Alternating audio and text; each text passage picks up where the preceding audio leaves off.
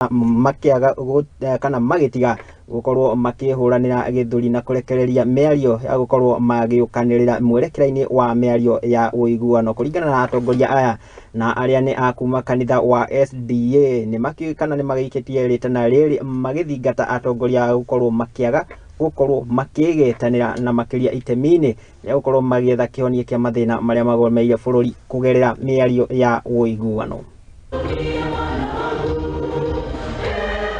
My name is Pastor Zachary. I'm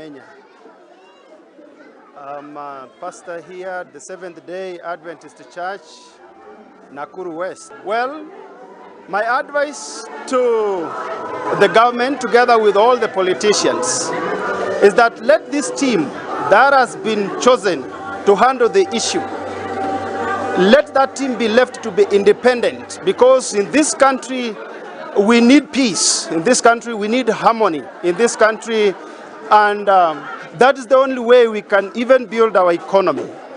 So I want to urge the politicians, please, keep off this team. My name is Pastor Frank Maina. Let's allow the bipartisan team to do its work. Let us not have politicians agree on something, and then while outside there, they continue to add more wood into the fire. Let us allow the thing to neutralize so that we can have peace and tranquility in our country. My name is Pastor Bernard Ombori, currently serving Nairobi South Seventh-day Adventist Church, Nairobi South C. We want to request that our leaders, both sides, to put aside their politics and then go on with the discussion. Let us reason together.